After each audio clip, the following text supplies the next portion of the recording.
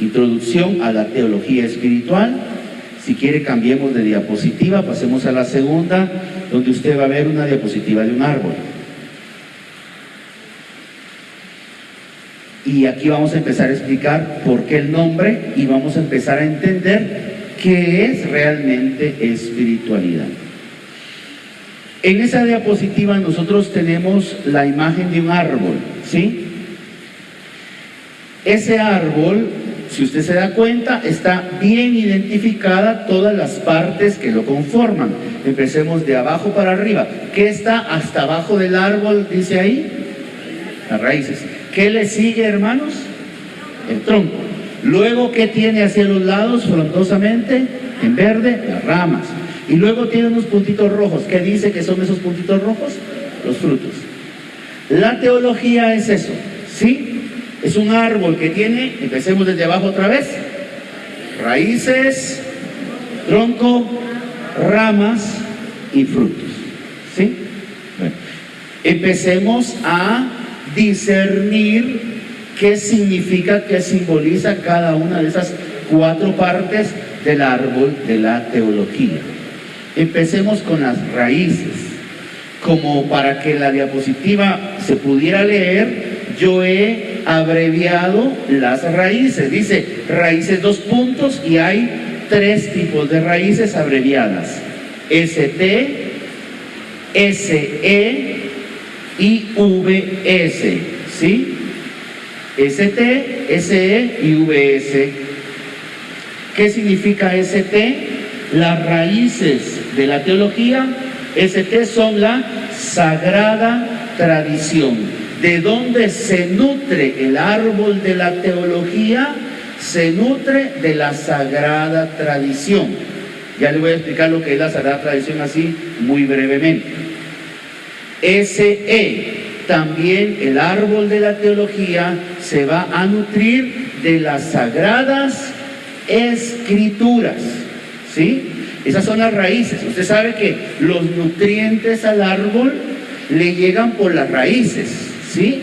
De ahí toma el agua, de ahí toma las vitaminas, de ahí toma el alimento, además, lógicamente, de la luz del sol, ¿sí? Pero las raíces son sumamente importantes. Tiene que haber humedad, tiene que haber buena tierra, y de ahí el árbol se nutre. Por eso el árbol puede crecer, por eso el árbol puede dar frutos. ¿Cuáles son esas raíces? ¿Cuáles son esos nutrientes?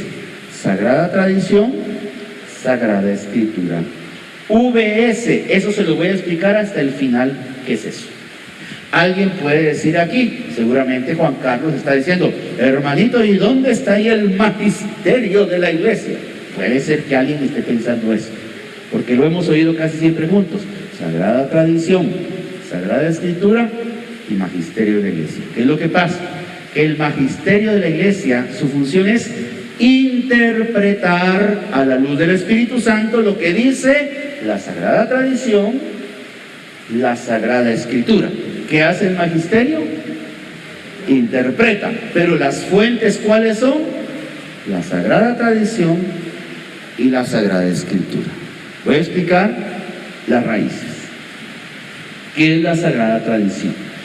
Vean, queridos hermanos, Dios creó al hombre, dice el catecismo, numeral 1, en un designio de pura bondad.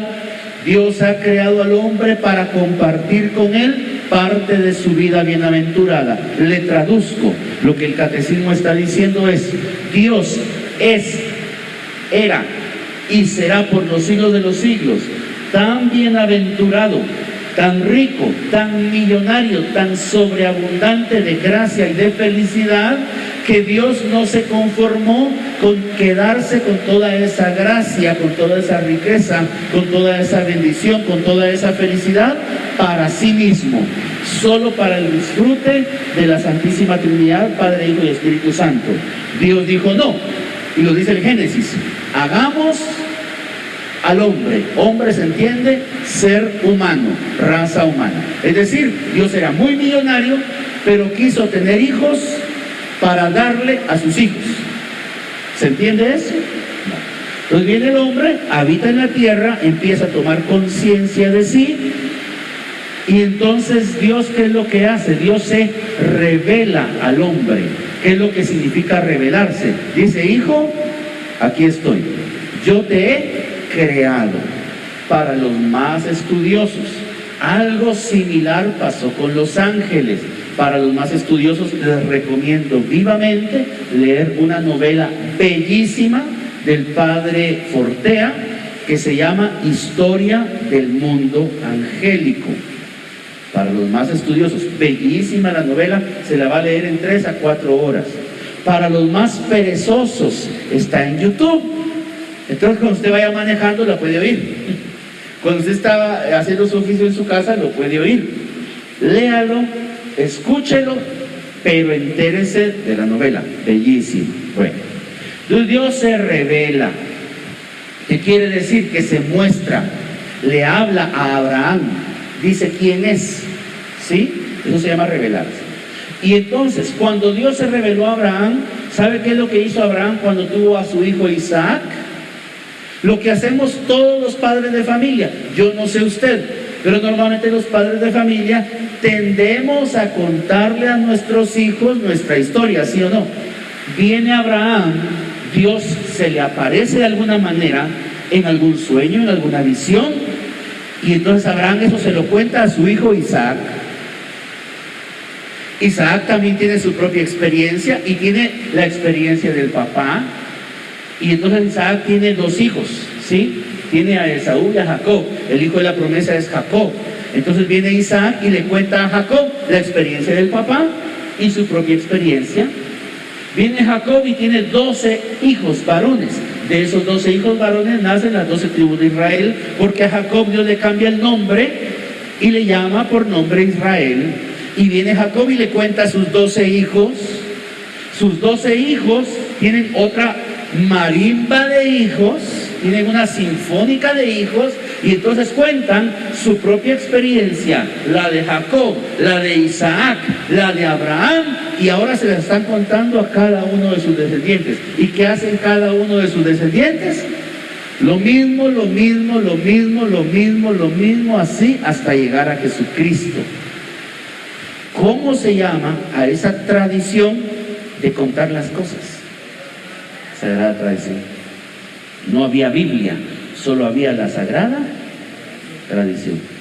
Hasta que a alguien, en el año 700 a.C., se le ocurrió la brillante idea de decir, esto hay que ponerlo por escrito, y ahí nace entonces la sagrada escritura. Se cree que el primer libro que se escribió, no le puedo dar yo el 100% de seguridad, pero es posible que el primer libro que se haya escrito es el libro de Job, ¿sí? El libro de Job. Y el último que se escribió, ese sí con mayor seguridad, alrededor del año 100, algunos debaten que pudo haber sido antes del 70, pero el último libro que se escribió fue el libro del Apocalipsis. Sigamos subiendo en el tronco de la teología. ¿Qué es la teología? La teología es la ciencia que estudia los atributos de Dios. ¿Sí? ¿Qué es la teología? Es la ciencia. Claro, no es una ciencia como la astronomía, no es una ciencia como la matemática, es otra característica, otra categoría de ciencia que hacia el final del tema se va a entender por qué. Pero es la ciencia que estudia los atributos, las características de Dios. ¿Por qué se hace énfasis en que la teología estudia características, atributos de Dios? Porque no es posible, bajo ningún concepto, entender la esencia divina, la esencia de Dios. De la esencia de Dios no podemos saber ni conocer absolutamente nada. ¿Qué sí podemos saber? Cómo Dios actúa, sus características.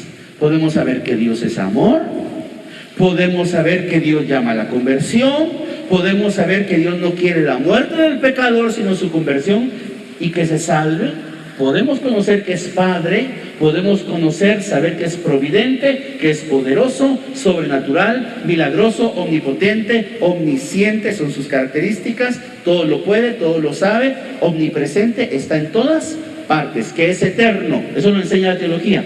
No tuvo principio no tendrá final, que está fuera del tiempo. Para Dios no pasan los minutos y las horas como sí pasan para nosotros. ¿Quién nos enseña eso? La Sagrada Teología. Es bellísima la fe de la iglesia, bellísima, ¿sí? Pero hay una rama que se llama, justamente como el título de esta charla, Teología Espiritual. ¿Cómo se llama? ¿Cuál es el objeto de estudio de la teología espiritual? Justamente la espiritualidad. ¿Qué estudia la teología espiritual? La espiritualidad. Va, ahora volvamos a las raíces. Mire su diapositiva. A ver, ¿qué significa ST? ¿Qué significa SE? ¿Qué significa VS? A saber. La teología espiritual tiene otra fuente de donde se nutre. Y la fuente de donde se nutre, además de la Sagrada Tradición, además de la Sagrada Escritura, es la vida de los santos. La vida de los santos. La teología espiritual estudia la vida de los santos. La vida de los santos, las vidas de los santos son fascinantes en todos los sentidos. El Papa Francisco, yo lo acabo de replicar también en mi estado, dijo: no hay santo sin pasado, ni pecador sin futuro. Levanten la mano los pecadores. ¿Tienen futuro, hermanos? ¿Tienen futuro? Levanten la mano los santos. Yo sé que por humildad no lo van a levantar. Tuvieron pasado, acuérdense, desventuraditos. Tuvieron pasado. ¿Cuántos dicen amén?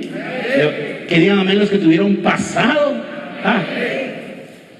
Bueno, entonces la vida, en la teología espiritual estudia, por ejemplo, la vida de, no sé, una Santa Catalina de Siena. Impresionante la vida de Santa Catalina de Siena. Ayer la cité. Búsquese alguna biografía de ella, un videito de YouTube, ¿verdad? Que le hable de la vida mística que tuvo ella.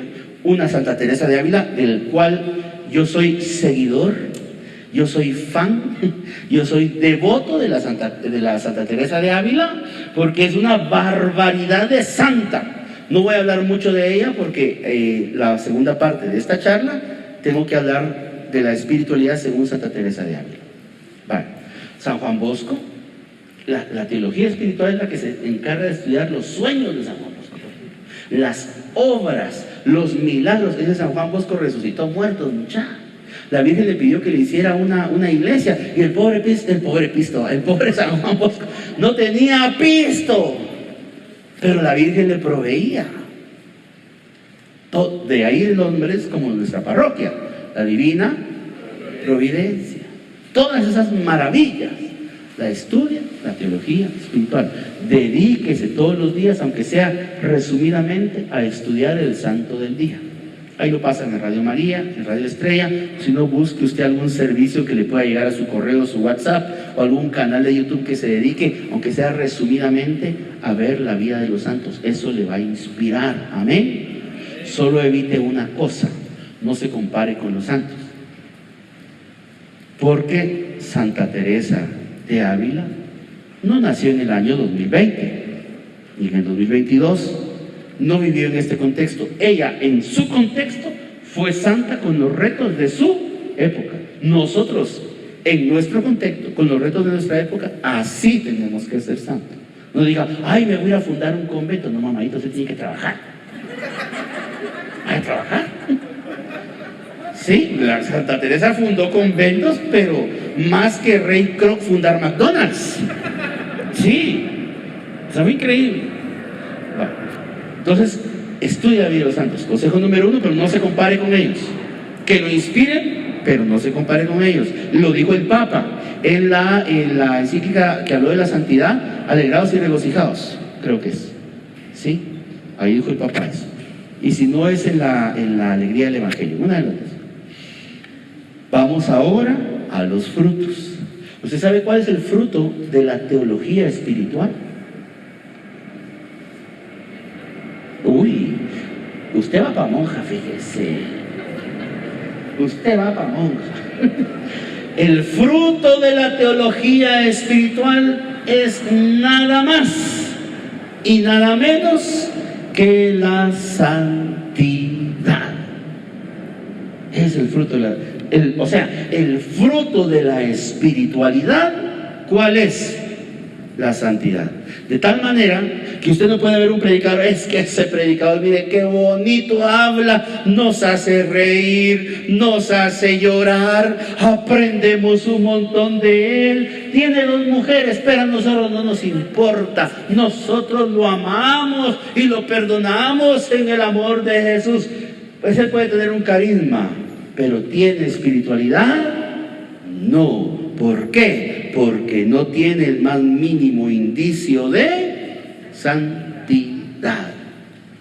Y los carismas y la falta de santidad pueden convivir juntas.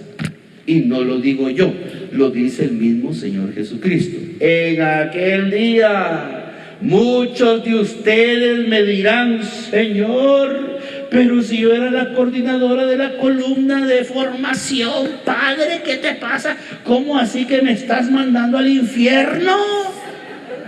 ¿Lo dice la Biblia o no lo dice? No con esas palabras, pero lo dice.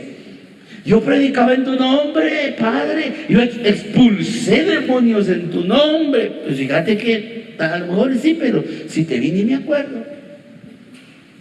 ¿Y a dónde los manda? El infierno. O sea, los carismas del Espíritu Santo no necesitan la santidad para funcionar.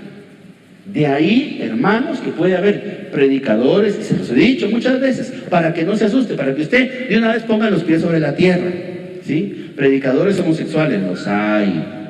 Lobos con piel de oveja, que andan buscando cómo comen oveja, cómo trasquilan oveja, los hay. Predicadores pornográficos, los hay. Predicadores que patean con las 2 patas, es decir, un día le predican en la iglesia católica, el otro día le predican en la iglesia evangélica. Los hay, le doy un nombre, hoy que solo estamos entre nosotros. Manlio Escobar se llama. Nunca lo invite, nunca lo invite. Ese señor predica en las 2. Bueno, en esta iglesia y en aquellos changarros, ahí predica él. Donde le paguen, ahí va. Se lo dije, Manlio Escobar. ¿Y por qué lo dice así? El arzobispado de Guatemala sacó una carta con una serie de nombres de predicadores que no se pueden invitar. O sea, es información pública. Y ahí está el nombre de Manlio Escobar. Pues ahí están esos nombres, es información pública. Va. Entonces, eso existe, eso pasa. Pero por mucho que esos hablen muy bonito, ¿son espirituales? No. ¿Un Sergio Enríquez puede ser espiritual? No. Cash Luna, que dice que hace milagros, ¿puede ser considerado espiritual? No hay manera. No, güey.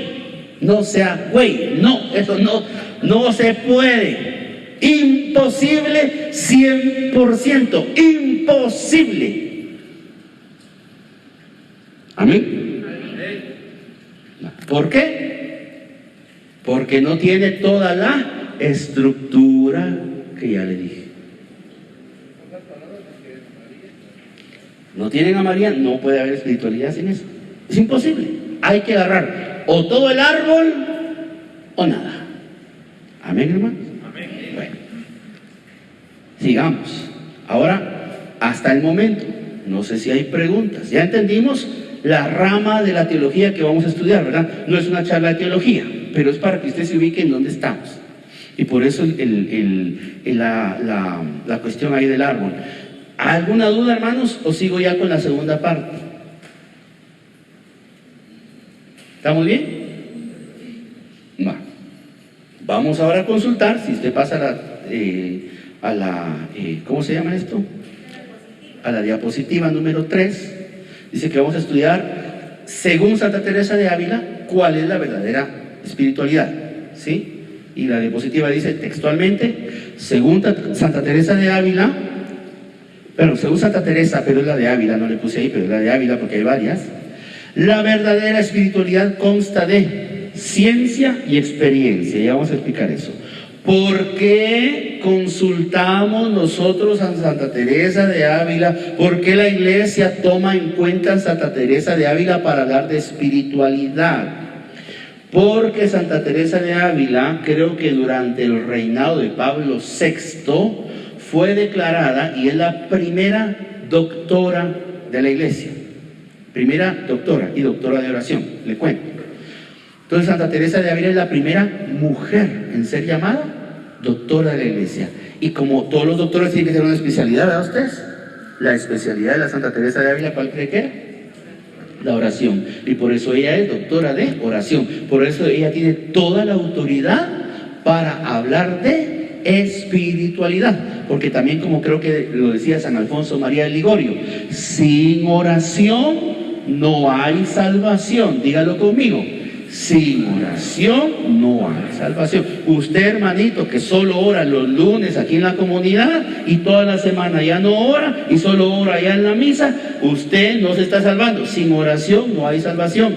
No sea perezoso para la oración, ¿sí? Usted cuando se levanta tiene que orar, cuando se acuesta tiene que orar, cuando come tiene que orar. Aparte de que en el día tiene obligatoriamente que tener sus momentitos de oración.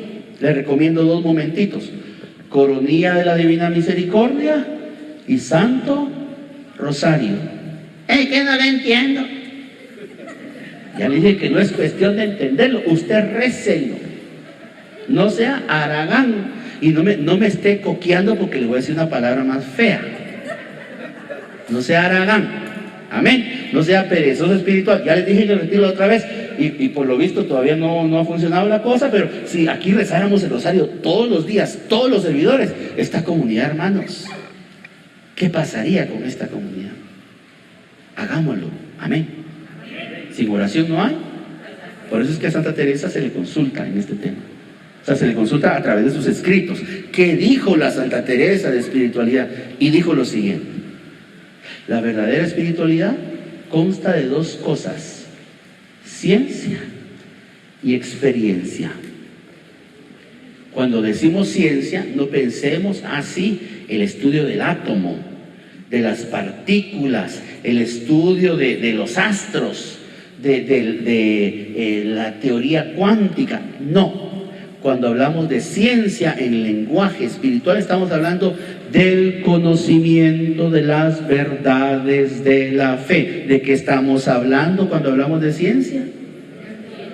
De tal manera que yo podría agarrar a dedo a cualquier servidor y preguntarle a quemarropa: doña Patricia Mazariegos, dígame de memoria el 5.º mandamiento. Ya se fue Xuca. Vas pa' monja, no matarás. Ese conocimiento es el que se llama ciencia. Y la gente que cree que es espiritual, sí, qué lindo el retiro, ay, cómo chille, fíjate, ay, es que yo chille, pero qué espiritual es tu retiro. No, aquí yo no miro lágrimas, aquí lo que miro es ciencia. En otras palabras, hermanito, usted quiere ser espiritual. ¿Cuántos quieren ser más espirituales y menos carnales? Que digan amén. ¿Sabe qué tiene que hacer? Fórmese. Lo que no le gusta. Porque yo sé que a la gran mayoría de gente no le gusta formarse. No le gusta estudiar la fe. No le gusta profundizar en la fe. Fórmese. ¿Quiere ser espiritual? Sin formación no hay espiritualidad. Tiene que haber conocimiento de las verdades de fe. Mire, como que fuera niño de primera comunión, de memoria usted debería saberse los 10 mandamientos de memoria en la punta de la lengua. Usted debería saberse los 7 sacramentos. Usted debería saberse el credo, las oraciones básicas, se los debería de saber. Los 4 dogmas de la Virgen María, se los debería de saber. Ya no le voy a decir, mire, usted debería de saberse la fecha del Concilio Vaticano I. Pues no, ya sería mucho pedir. Pero lo esencial de la fe sería bueno. No sería bueno, es obligatorio que nos lo sepamos. Estúdielo.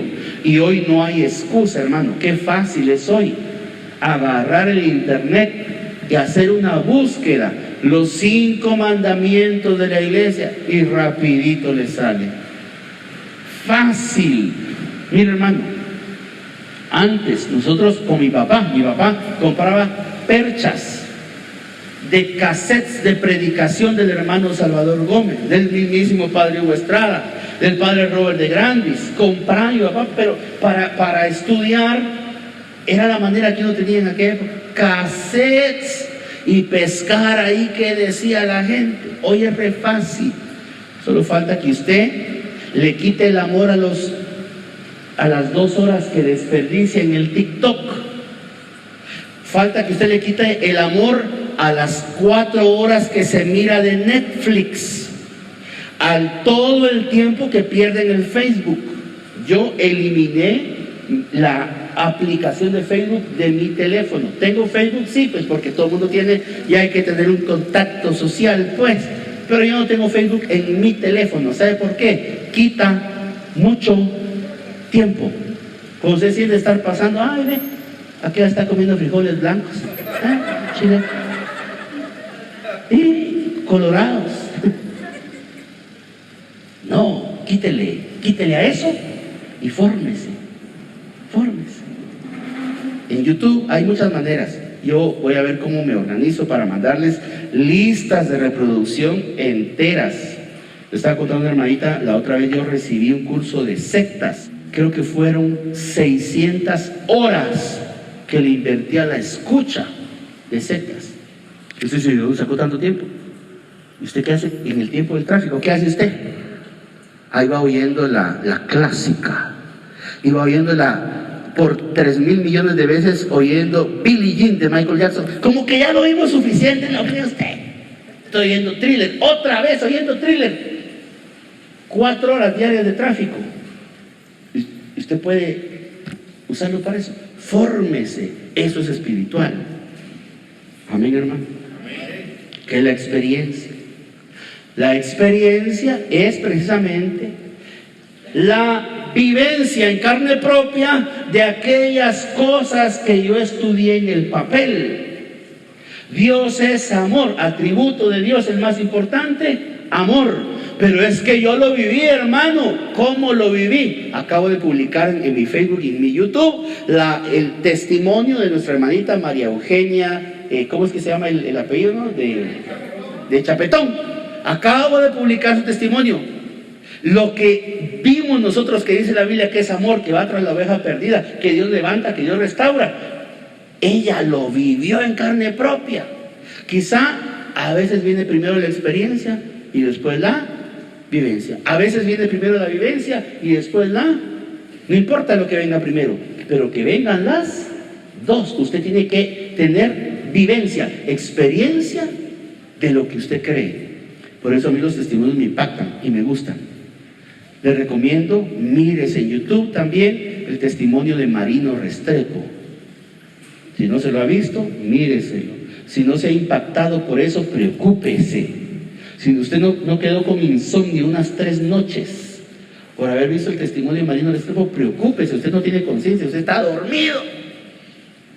Mírese el testimonio de Gloria Polo. ¡Wow! ¡Qué vivencia! Lógico, tal vez mi vivencia no va a ser la misma. Pues no, hermano, mire, pues yo tuve unos problemitas con mi marido y le dije que viniéramos a la comunidad y pues se arreglaron. Bendito sea Dios. Al Marino Restrepo lo secuestraron las FARC, o usted quiere que lo secuestren las FARC. A la Gloria Polo la partió un rayo, o usted quiere que la parta un rayo. No, ¿verdad? No, yo vine con una oracioncita y una mi bonita prédica. Yo creo que con eso tengo. Bendito sea mi Padre Celestial. ¿Qué es eso? Vivencia, experiencia de la fe. Eso es espiritualidad, la combinación de las dos cosas. No solo la teoría, como quien dice, sino también la práctica. De esa combinación, como que fueran los signos, ¿verdad? El positivo y el negativo, se dan 4 posibilidades que son la última. Ya con eso termino porque estoy llegando a la hora. La última diapositiva. Las posibles combinaciones entre ciencia y experiencia. Primera combinación: una persona que no tiene ciencia y que no tiene experiencia ese es un pagano. ¿Qué es ese señor? Un pagano. O sea, un narcotraficante que lo único que le interesa es tener dinero, tener mujeres y placeres. De Dios no sabe nada ni quiere saber nada y nunca ha vivido nada. ¿Qué es ese señor? Un pagano que no tiene ni conocimiento, la ciencia, ni la experiencia, la vivencia de Dios. ¿Amén? ¿Usted quiere ser eso? No. Segunda posibilidad, hay personas que tienen ciencia, pero no tienen la experiencia. ¿Eso qué significa? Eso convierte a una persona en un fariseo. La persona que estudia mucho, que tiene muchos datos, que es muy cabezón, sabe muchísimo, pero nunca ha vivido nada de la fe, ese es un fariseo. Jesús, ¿qué le reclamaba a los fariseos? Ustedes saben de todo. Miren, hagan lo que ellos dicen porque saben un montón, pero no hagan como ellos hacen porque no practican absolutamente nada. ¿Usted quiere ser fariseo? No. En esta tercera clasificación está la gran mayoría de gente de grupos de oración. Gente sin ciencia, pero con mucha experiencia. ¿Qué significa gente sin ciencia? Si yo le pregunto, mire, si yo le digo Jorge Mario Bergoglio, ¿quién es? ¿De quién estoy hablando? Un microfonazo te voy a dar. Papa Francisco. Y hay muchos católicos así, perdóname, pero es que aquí estoy para agarrar parejo, para que les dé vergüenza. Sí, porque hay un montón de gente así, un montón de servidores ignorantes que lo único que tienen es: fui al grupo de oración, qué bonito, qué alegre. Miren las tremendas cumbias que se echa ese Freddy Galvez. Yo pensé que iba a cantar Carmen, se me perdió la cadenita, con el Cristo de Nazareno que tú me regalaste, Carmen. ¡Qué alegre! Yo pensé que la iglesia era re aburrida y no, miro que se parece a la cantina, fíjese usted. Viene, algo se parece, entonces yo me sentí bien. Esa es la experiencia que tienen, eso fue lo que les gustó. No, ¿sabe qué es lo que me gustó? Los hermanos tan alegres compartir. Por ahí otro más malcabresto. ¿Sabe qué me gustó? Ay, eran bonitas patojas. Usted, hola, qué chido. Esa es su experiencia. Y por eso la gente se queda en los grupos de oración. Pero no saben absolutamente nada. Le llevan un hermanito en silla de ruedas, le llevan a Chepito al retiro. Y llegan, ay, pobre hermano, yo que me quejaba de mi vida. Ay, cómo sufrió. Ay, Dios, siento la presencia, aleluya, gloria a Dios. Esa es su experiencia. Pero si yo le pregunto el tercer mandamiento, mija, los mariachis callaron y de mi mano sin fuerza cayó mi copa sin darme cuenta. Sienten mucho, pero no saben nada. No podemos ser servidores así, señores y señores. Tarde o temprano nos vamos a morir, nos vamos a ahogar. No se puede vivir de sentimientos. Dígalo conmigo.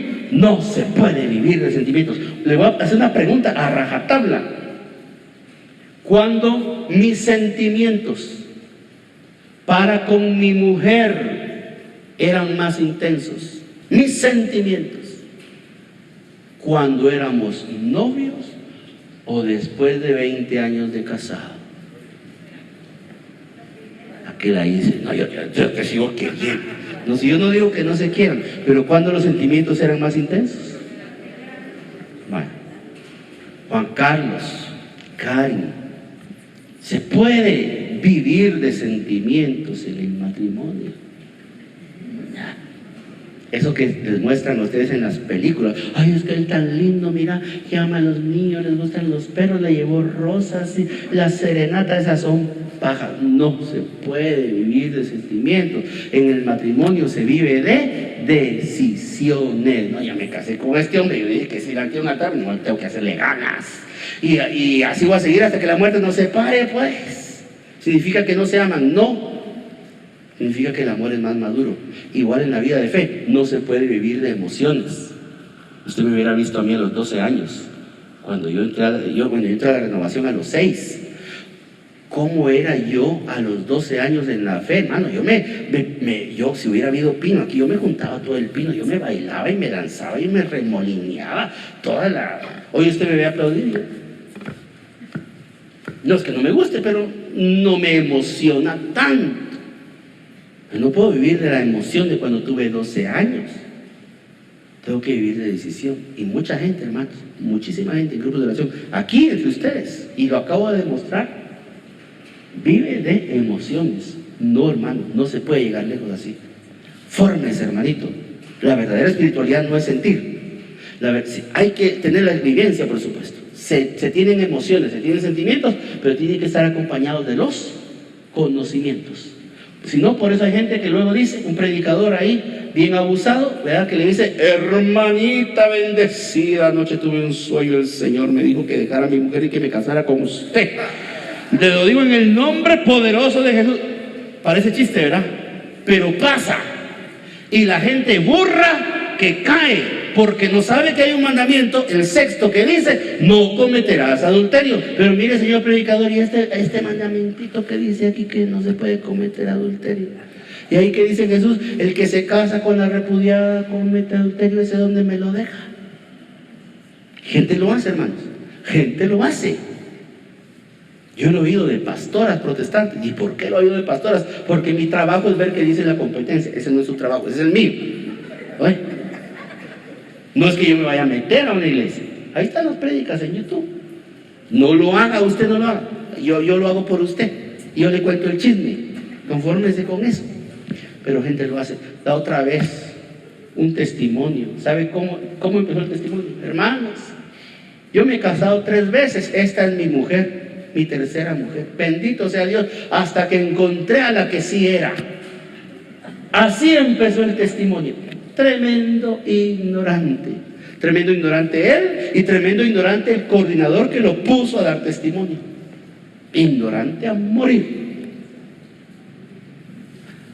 Entonces, ¿cuál es la verdadera espiritualidad? No según yo, según Santa Teresa: ciencia, experiencia. O sea, estudie, pero también busque vivir, sentir, experimentar a Dios. ¿Sí? Las dos cosas son importantes. Esa es la verdadera espiritualidad. ¿Usted dónde está más gordo, dónde está más flaco? Levante la mano los que están más gordos de experiencia. Con toda humildad. Levanta la mano vos, hombre. Levanten la mano los que están flacos de conocimiento. Levanten la mano, toda humildad. Vale. Entonces, ¿sabe qué hay que hacer? Formémonos, hermanitos. Eso es ser espiritual, ¿verdad? Y por supuesto, si algún día usted, a mí me pasa, a mí muy difícilmente usted me va a ver llorar en un grupo de oración. Me ha pasado, por supuesto, pero yo le digo a mi esposa que yo tengo mis momentos con Dios que son muy míos, yo y Dios tenemos una relación, y también usted. Dios a cada uno lo trata de manera muy particular. Dios no es comunista, oiga. Dios no es comunista. Mi experiencia con Dios es la mía, no es la suya, es la mía. Yo a veces voy manejando y entre el montón de audios que voy oyendo, las toneladas de audios que yo escucho, un día oigo decir al padre Antonio Royo Marín que amar a Dios es sencillamente la tendencia de desearlo amar. Porque yo me cuestionaba, usted nunca se ha preguntado: ¿será que yo amo lo suficiente a Dios? Porque a veces yo no lloro, porque a veces yo no siento. Y Royo Marín dijo: no es sentir, es la tendencia, es el querer amarlo. Eso ya es tender y eso ya es amar. Solo eso dijo. No parece gran cosa, no es poético, no es romántico. Yo estaba llorando en el carro, no sé cómo llegué a predicar a la comunidad esa noche. Iba para la zona 18. Yo lloré como media hora solo con eso que él dijo. Tal vez usted no lo entiende, pero yo con Dios y yo somos así. Usted tendrá su manera de ser, usted tendrá sus experiencias, usted tendrá sus vivencias. La otra vez llegué a predicar a una parroquia. Nadie me dijo que había misa antes de la comunidad, no sabía, si no hubiera llegado a la misa. Llegué y como que el evangelio había sido del hijo pródigo. Pero llegué tarde, ya habían casi empezado a comulgar. Entonces me senté, ¿verdad?, a esperar, y empieza el coro. Querido Padre, cansado vuelvo a ti. Yo, Padre, yo busco tu amor, Padre, vuelvo a ti. Yo estaba, hermano, yo me bebí mis lágrimas. ¿Y por qué? Solo Dios sabe, ni yo sé. Yo solo sé que ahí, sin previo aviso, yo ahí sentí a Dios. Esas son parte de mis vivencias que no le cuento a nadie. Muy poquitos los años, yo se lo cuento. Pero así usted tendrá las suyas. Busque esas vivencias, pero no viva de ellas. Dios las da cuando uno las necesita, y Él sabe más que yo. Amén, queridos hermanitos. Que Dios me los bendiga. Los amo y los bendigo en el amor de Jesucristo. Amén. Bueno, terminamos acá. Vamos a hacer un pequeño taller. No sé ni qué hora es, mucha. Y 7 minutos, ya no da mucho tiempo, Lucia. Las 4 combinaciones. La última combinación es las personas que tienen ciencia y que a la vez tienen experiencia. Un Santo Tomás de Aquino que se sabía la doctrina al derecho y al revés, y que cuando el Papa Urbano IV, creo que fue, le pide: mire Tomás, fíjese que quiero hacer el Corpus Christi, ya se celebraba, pero así de manera muy pues por allá en unos lugares, dijo: lo quiero hacer a nivel mundial. Entonces, por favor, prepáreme la doctrina, prepáreme las lecturas, prepáreme los cantos, prepáreme las oraciones, los responsos, toda la liturgia del Corpus Christi. Le dijo a Santo Tomás de Aquino. Agarró a San Buenaventura, este era franciscano, aquel era dominico. A ver vos, Buenaventura, lo mismo que le pedí a aquel, te lo pido a vos. Tal día me traen sus papeles, el que más me guste, con esa me quedo. Llegaron los dos, ¿verdad? Pasa primero sus papeles Santo Tomás, el Papa en voz alta empieza a leer los cantos, empieza a leer todo. Ahí está aquel famosísimo canto que tiene 800 años, el Tantum Ergo, a tan alto sacramento. Ahí está. Hay otro que ahorita se me olvidó, ¿verdad? Y entonces el Papa le empezaba a leer lo que había escrito Santo Tomás de Aquino, y San Buenaventura oía, primera página, rompía la de él, segunda página, rompía. Digo: no, Papa, le dijo que se quede la de aquel. Y se quedó la liturgia de Santo Tomás de Aquino. El Papa estaba feliz, pero había otro que estaba muy feliz. ¿Sabe quién era? Jesús. Estaba re feliz. Tan feliz estaba que se le apareció. Le dijo: Tomás, has escrito bien. Pídeme lo que quieras y te lo concederé. Y como usted no es Santo Tomás de Aquino, usted está pensando: hay un milloncito de dólares, mi novio, mi marido, mi carro. Pídeme lo que quieras y te lo concederé. Y por eso es que Santo Tomás de Aquino: Señor, no quiero nada que no seas tú. Tomás, por haber dicho eso, ¿sabe qué hizo? Se lo llevó al cielo un ratito. Santo Tomás de Aquino en esa época estaba escribiendo el 3er tomo de su obra más grande, la Suma Teológica. Son 3 tomos del tamaño de una Biblia. Cuando Santo Tomás despertó del éxtasis de la visión que había tenido del cielo, ¿sabe? Le faltaba terminar el 3er tomo. ¿Sabe qué quiso hacer Santo Tomás con la Suma Teológica? Quemarla. ¿Y por qué la vas a quemar? Es que fui al cielo y lo que he visto no le hace justicia a estos pobres escritos que yo tengo. Y le dice a los discípulos: pero vaya, por lo menos vos ya viste, aunque sea esto, dejanos. Sí. Y los discípulos terminan el 3er tomo. ¿Sabe qué es eso? Ciencia, experiencia. ¿Usted no le da ganas de eso? ¿Tiene ganas? Entonces tiene que hacer lo que no dan ganas. Estudie. Estudie y ore. Eso no dan ganas, pero hágalo. Y usted va a tener unas vivencias, en Dios va a tener unas vivencias maravillosas, hermano. Amén. Bueno, si no hay otra pregunta, no hay nada más, con esto termino. No quiero abusar de su tiempo. ¿Estamos bien ahí?